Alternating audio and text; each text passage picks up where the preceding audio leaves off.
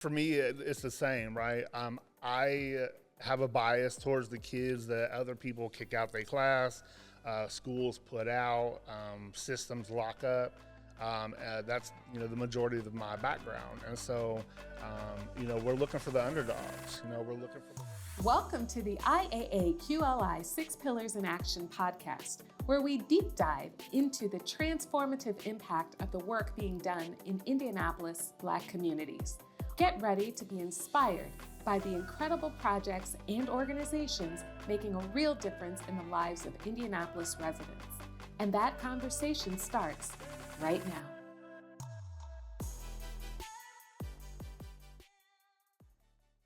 Welcome to another episode of the 6 Pillars in Action podcast, where we take an in-depth look at the incredible work that the IAA QLI is doing here in Indianapolis, or the Indianapolis African American Quality of Life Initiative. It's long, so we just say IAA QLI. Today, we have the pleasure of talking to some folks, some contractors with the Peace Learning Center. For those of you who don't know, the Peace Learning Center has been serving Indianapolis for nearly 3 decades with a mission to educate, inspire, and empower people to live peacefully. I know that they've been around for a long time because Absolutely. I was just saying that, like, I went on a field trip to Peace Learning Center when I was like in 6th grade at John That was a Marshall. while ago. And I'm a little old. Not real old, but just a little bit. So they definitely been around for a while. Yeah. So first of all, I know you all aren't necessarily like with Peace Learning Center, Right. but you're contractors with them. First of all, I want you all to introduce yourselves. Absolutely. And then tell us in what capacity this partnership is working for you all. Yeah, so my name is Brandon Randall. I'm the founder of True Colors Consulting, and I have been contracting with the Peace Learning Center for the Indy Peace Leaders Program since 2023. And so I'm the main facilitator, supervisor of the program, and we started out at Tech as a pilot. And this past year, we expanded to Tech, Harshman, and then here at Warren Central High School. And then that's how I met Coach Q, who serves as one of the staff liaisons. Oh, nice. We'll call you Coach Q. Yes. Yes. Okay. Yes. Okay. My name is Coach Q. I'm the intervention specialist here for Team Motivate in the Warren Central in the Freshman Learning Center. And my role with the Peace Learning Center and with Mr. Brandon is to try to get the kids that's at risk, get them together and find a place for them here at Warren and try to guide them into be leaders, something that they have, but they need more attention to try to bring it out. Yeah, that's amazing. So how did you guys get connected with Peace Learning Center? Like, how was that alignment for you all? Yeah, so I've known Peace Learning Center for a while. I've done trainings with them before. I've been in the nonprofit space for almost 2 decades. And so You got a little age on you too. I got a little age on me. And actually, after I left my last nonprofit job and went independent, they had reached out and was like, hey, we have this program we want to kind of create and jumpstart, and we want you to lead that. And so I created the curriculum for the program using some of their curriculum and other curriculum around social and emotional leadership development, emotional intelligence, and kind of just put a package together. And then we look for staff liaisons in each of the schools that we work with. And so when we met with Warren, we were like, we need staff who have a really good relationship with the kids, can acknowledge the ones and identify the ones who are, we call them at promise instead of at risk. Okay, at promise. The ones who are at promise, which means the ones who, they've demonstrated some sort of leadership, whether that's positive or negative. They also may have some academic behavior or attendance struggles. They might be justice involved, but at the end of the day, they are still leaders and they are still capable of being a positive influence, not only here at the school, but in their family and their community as well. Oh, that's amazing. So when you heard about this opportunity, what made you feel like, oh yeah, like that's me? I felt that once I heard about it, and my role inside the building of Warren Central is like, as the interventionist, I get to go out to the middle schools, and I get to talk to the teachers there, and they end up giving me the information, what we need about the kids that end up was in juvie, or the kids that got kicked out, or the kids that did this, but they just need guidance. So I get the information right before they even come to the high school. So when they come to the high school, then I know once I linked up with him, I'm like, okay, well then these students right here is perfect students for this. So being the interventionist here helped me pick a lot of these kids because I end up going around the community in Warren Township to see most of them before they even got to Warren Center. Oh, that's amazing. Oh, that's amazing. So with these kids, you know, it's funny because right before this we were saying there is no bad kids, Absolutely. right? Yeah. And there is no at-risk kids. It's Absolutely. just at-promise kids. That's right. So what kind of kids do you all look for, or like what are those? And two, I'm always curious about this too. Is there a cutoff? Like, is there somebody who's just like, you know what, this.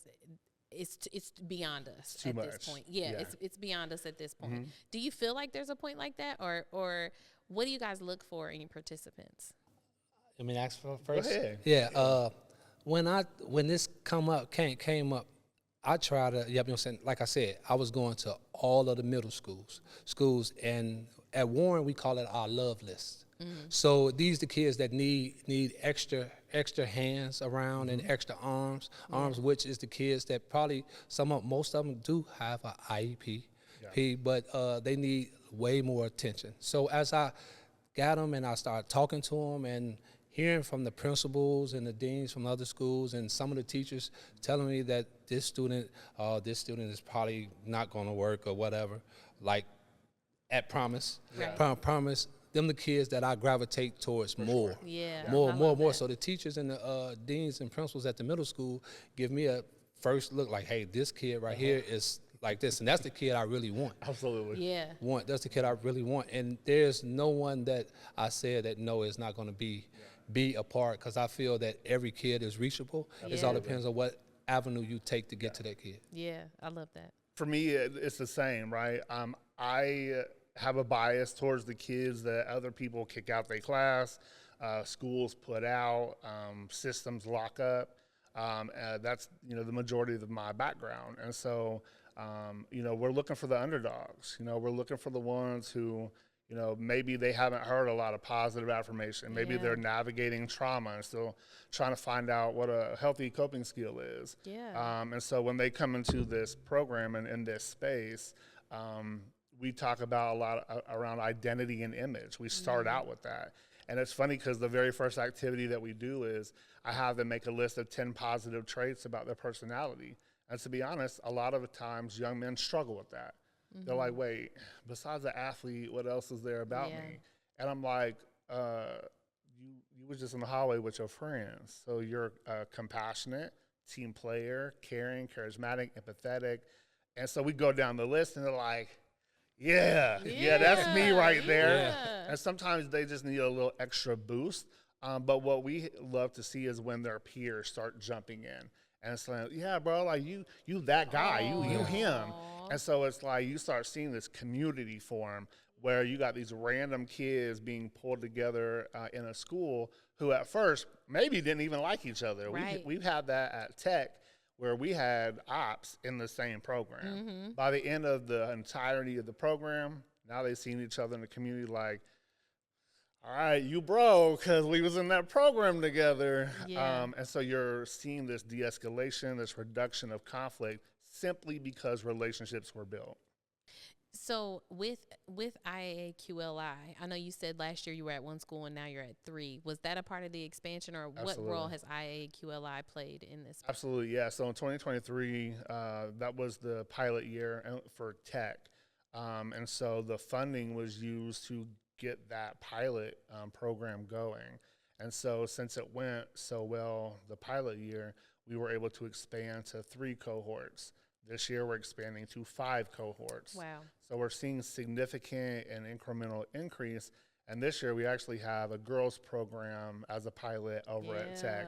And hopefully we're going to bring that to all the schools. When I met with them. Oh, so it's only been boys up to. It's only been boys. Okay. So when we met with them, I was like, yeah, we got a girls program at Tech. They're like, dang, like we're jealous. Like when did we get that? Yes. Yeah. So we're hoping to just continue increasing, building capacity, and then being able to really replicate and expand even more. Yeah. And so you guys have applied for the next round. I have been Yay. told that Peace Learning Center has done that. Yay. Absolutely. Okay. Amazing. Yeah. So that you all can continue to expand and grow. Absolutely. Is there plans for sustainability even beyond that? Yeah, we're hoping to find other sources of funding, but as far as leadership sustainability, one thing that we're starting this year is we actually have alum of the program serving as program assistants. Yeah. And so the first one that got kind of recognized was here at Warren. His name is Jose.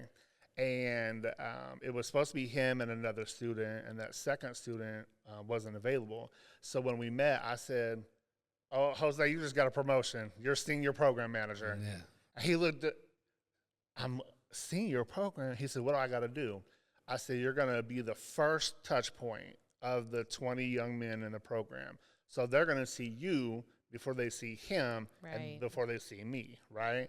And he was like, we got a list yet?" And I was like, "We Yeah, got he a was on it. list." And he was Yeah. like, "Okay." He said, "Well, when you bring, because I make personalized welcome letters." He was like, "Am I going to help you pass them out?" Like, he was so excited. And for me, Yes. that is, we know what the root causes of violence are. We know what the root causes of antisocial behavior are. And a lot of times that is a low self-confidence, low self-esteem, and a low self-efficacy. By him being in this role, he already had a good level of confidence, but you could see it just booming. Yeah. And like that level of pride and responsibility. And then he recommended his peer, and they had a whole conversation with him. He was like, "I just want these kids to know that, I was there and I'm not the same person and they're going to Yeah. do great." And so just having that, Yeah. and we're going to pay them. So they'll get a stipend, a monthly stipend. And the students in the program get a stipend as well because they're all hired on as contractors. I love that. Absolutely. So most of you know that like I have 4 boys from senior down to a Bless your 3rd heart. grader. Yes, I have 4.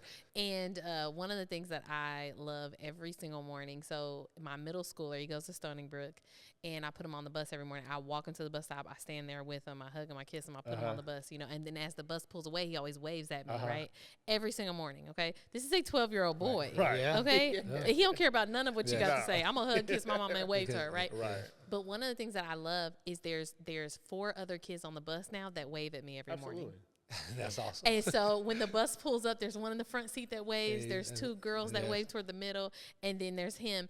And I think every time that happens, I sit there and think, boy, we think these kids are just so, Yes. Absolutely. And it's like these are still little bitty kids. They are. Yes. And positivity is contagious. Yeah. And when you help young people unlearn the trauma, unlearn the negativity, then they will absolutely embrace positivity and affirmations.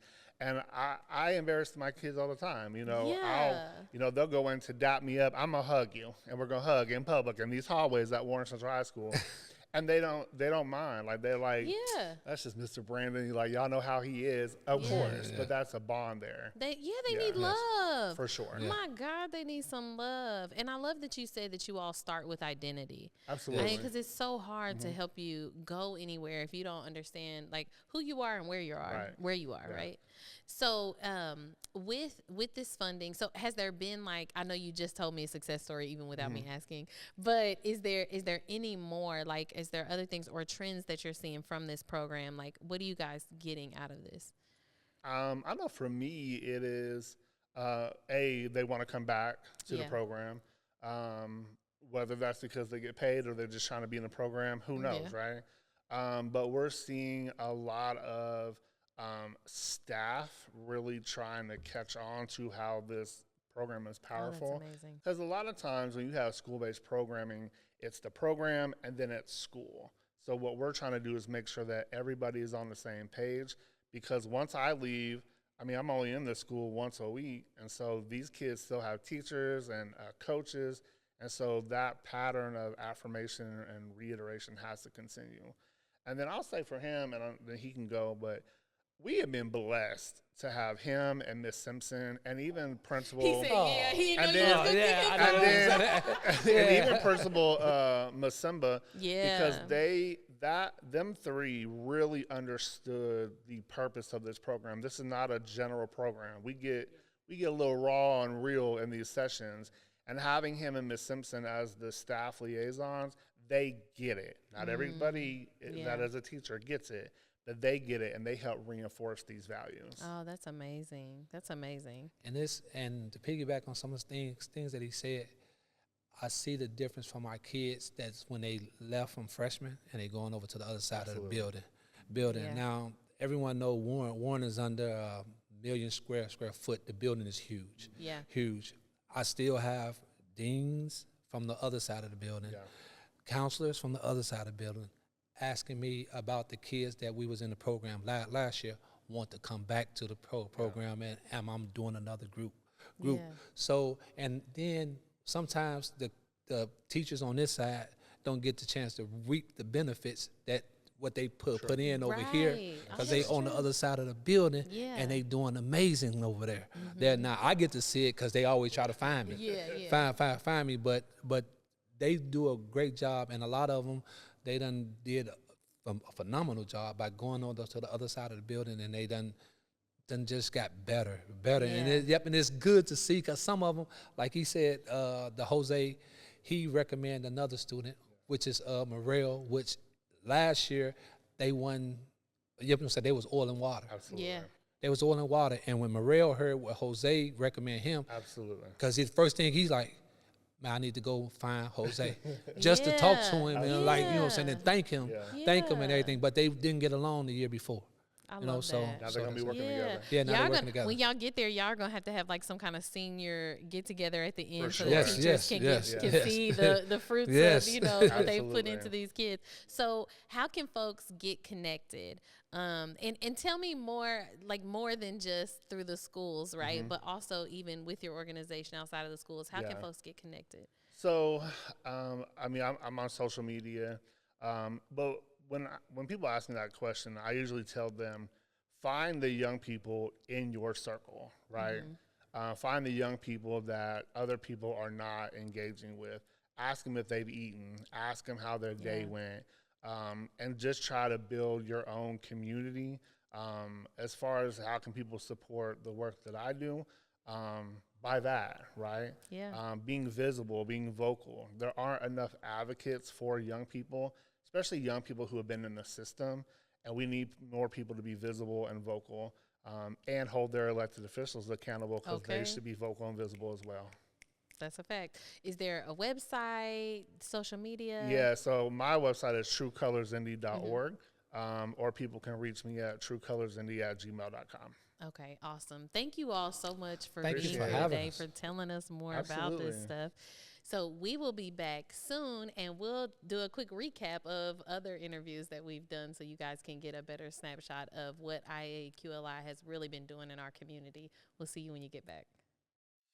Coming up next on the Six Pillars in Action podcast, we'll continue our conversation with IAAQLI leaders. And don't forget to subscribe to our podcast and visit the IAAQLI website to learn more about the incredible work being done and how you can get involved.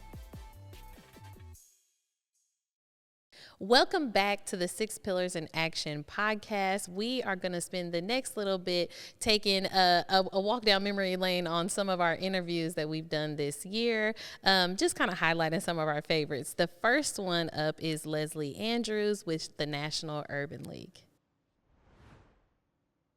I love that you were talking about we all play a role in like this larger vision and larger movement. And I think in some ways, some people don't like that because they like to be a big fish in a small pond.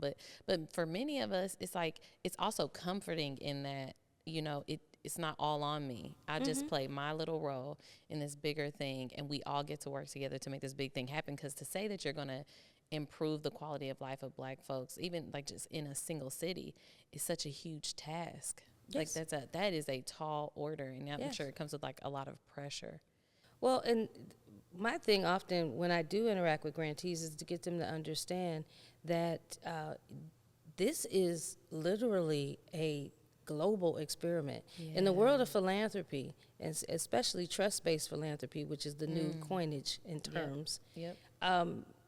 it's a lot to just give you the money and say, hey, you go do it, and we trust that what you bring forth will be a direct response to what you say your needs are. So we have to trust that you even know what your needs are. Yeah. And we have to trust that you and or the folks selected are the ones to actually address those needs effectively. And then we have to also trust that when those needs are addressed, the very reason that the money was given will be achieved. Because the rest of the philanthropic community is watching this, because this is the reverse of how philanthropy has traditionally been done, and is definitely the reverse of how Lilly Endowment has done it in that sense.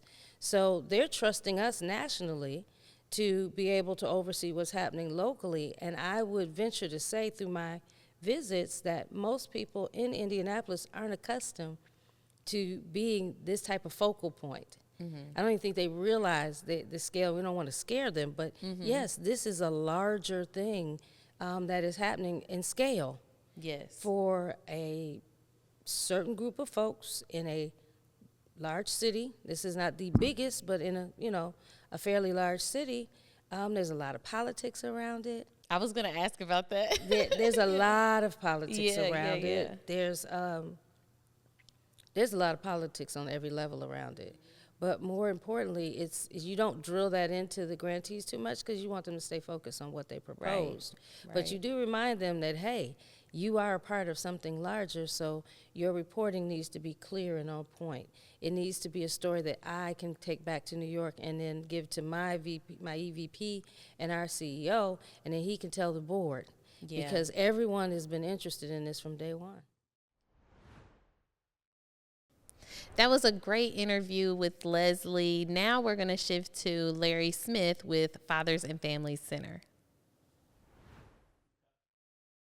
When you applied for IAAQLI, I know, like many of us, we were like, what? The Black community is getting $100 million. So when you heard about this opportunity, talk about how you saw it as a specific opportunity for your organization. Well, we are about 90% grant funded. I'm trying to change that. I want to Yeah. ensure that we have a better balance of individual donations, corporate sponsorships, earned income, and investment allocation. But at the end of the day, at this point in time, we are grant dependent. And so when I saw the announcement from Lilly Endowment, I thought, well, it sounds like that fits very well with what we're trying to do. And so we applied and fortunately received a couple of grants. So how has it enabled you, and how's it impacted your work positively? Well, the first grant that we received went to workforce development. So some of the other things that we do, if you did not graduate from high school and you're interested in a GED, we will pay for your GED. And so last year we had 19 men who graduated with their GED. By the way, we work with Warren Township for that. Secondly, workforce development. We help men find, again, jobs or careers with a family-sustaining wage, which leads to the second grant, which helped fund our construction training center. We opened up a construction training center in conjunction with Eastern Star Church on East 30th Street, and the men graduate from that program with the ability to go out and get a job in construction. So again, you go from an average income of about $11,000 to a job that will pay you $30, $40, $50 an hour. So I'm curious, because this is something that I advocate in our community about all the time. Are you guys super intentional about the employment opportunities you connect fathers with? Because and I'll say this briefly, but my dad drove a truck when I was growing up, so he wasn't home most of the week. I saw him, he might as well been, my parents might as well have not been together. I only saw him on weekends, right? And I think how detrimental that can be to a home, not having that father present. He's financially present, but not having his presence. So are you guys intentional about the employment opportunities that you're connecting these men with? We are, but ultimately it's their decision. But Yeah. it's interesting you mentioned, so one of the training opportunities we offer is CDL, right? And so we encourage them to go to Indigo, which is one of our partners.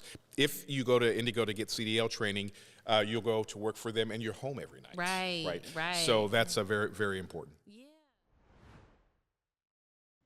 Next, we'll look back at an interview with Teresa Lubbers from the Sagamore Institute.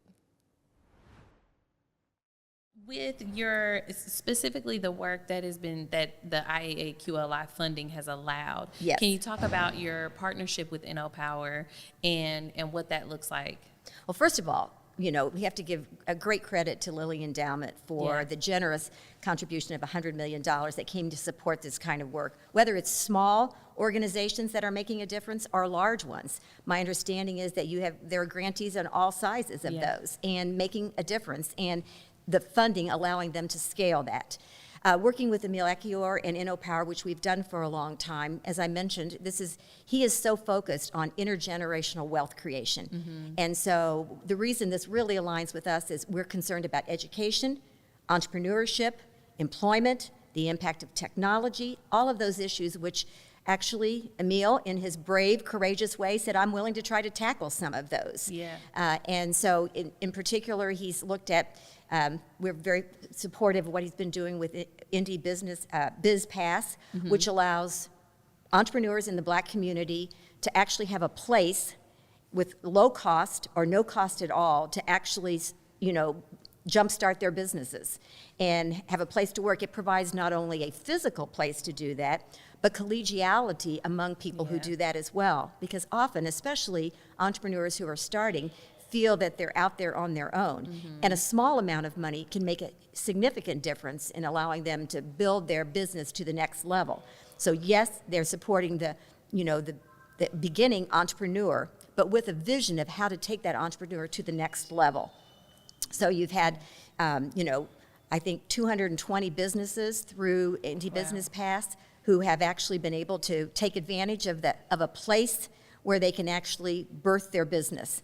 Then the other thing that he's received, so he received, significant funding for that. I think it was over $400,000. They received the second wave of the grants that came through. There was a first wave, and I think they're in the process of the fourth grantees are coming on board fairly soon. Yeah. He was really in the second phase of those grants. And the other thing that he's been doing, he's been working with Indiana Wesleyan in what's called Blazing Academy to make sure that we're building equity into the business community of technology in the Black community as well. Because what you don't want to do is look back and say, we left lots of people behind by not giving them the opportunity to really engage in what are going to be high growth and high wage jobs. So he's working with them to actually provide, this is sort of inside baseball. I don't even know what it is when I say this, but it's called prompt engineering. Okay. I sound like I know what I'm talking about. But prompt engineering is a very important new way of actually using technology and answering questions.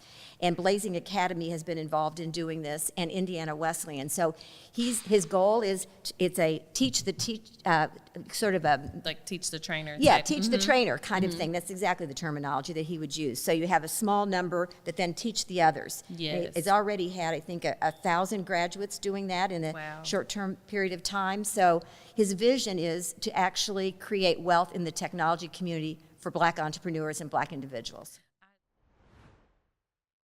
That was an incredibly informative interview. And next, we'll take a look at the interview with Brandon Cosby from Flanner House.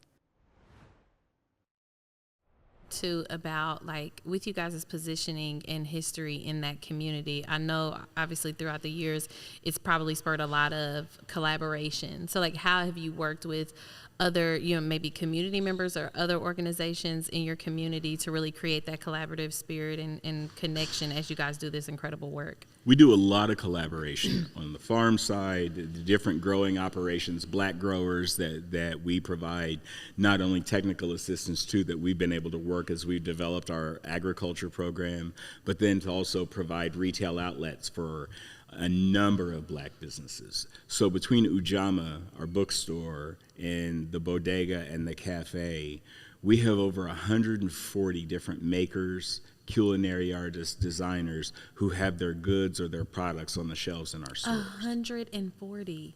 Oh my God. Absolutely.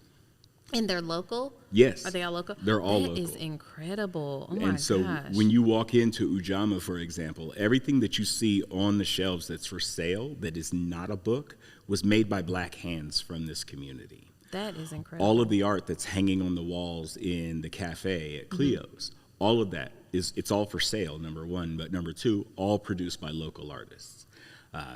Londo's Flame Aid, Nature's Tea Company, Chef Oya with the Trap and her Trap butters that we sell on the shelf in the grocery store. Yeah. But we also use her butters to make our grilled cheese sandwiches. So really looking at that opportunity to create economic intersectionality between these existing businesses where we give them an opportunity to have their products available to folks every day on the shelves or directly out of the case. I love the intentionality of supporting Black-owned businesses and then also giving them space so that others can support them too. Yes. I think that's underrated, like in our community. Like we think about like supporting them and buying their products, but we don't think about but you could also support them in giving them space to continue to sell their products to others too. And that was really important to me when I got there. So even when I got there and I looked at every single dollar that was going out of Flanner House to any local business, and I terminated most of those contracts and found local Black businesses that could provide those same services.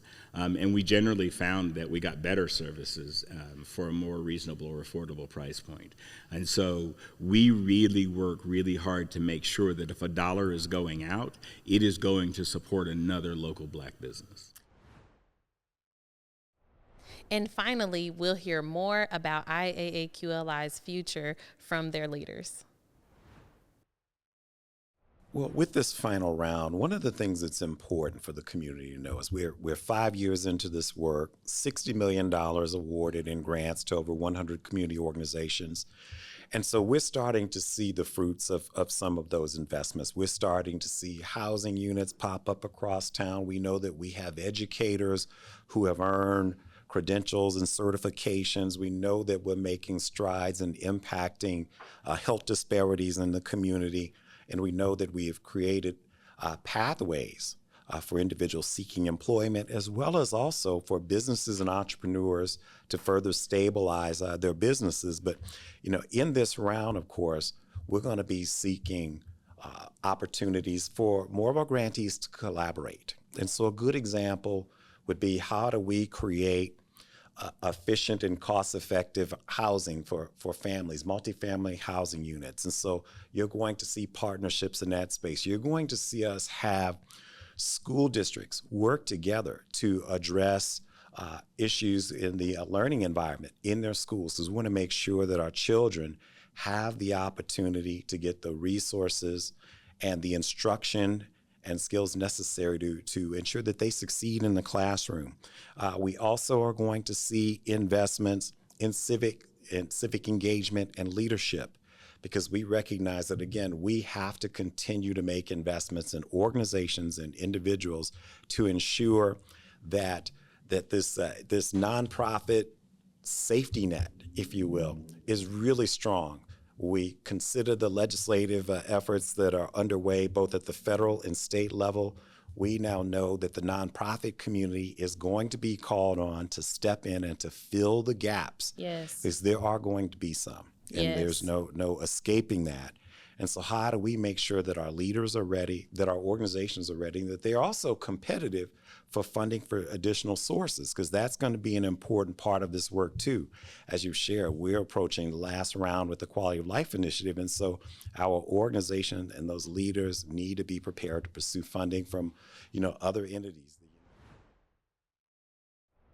Thanks for watching the 6 Pillars in Action podcast. To see all of our old episodes, you can follow us on social media. You can watch us on YouTube at IAAQLI. We look forward to seeing you soon. Thanks for watching.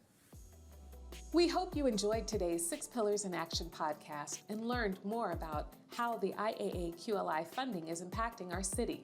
And remember, to stay up to date on what's happening with IAAQLI and the 6 Pillars in Action, subscribe to the podcast in Spotify, Apple Podcasts, and Google Play. You can also check out the 6 Pillars in Action newsletter, blogs, and other videos on our website at iaaqli.org.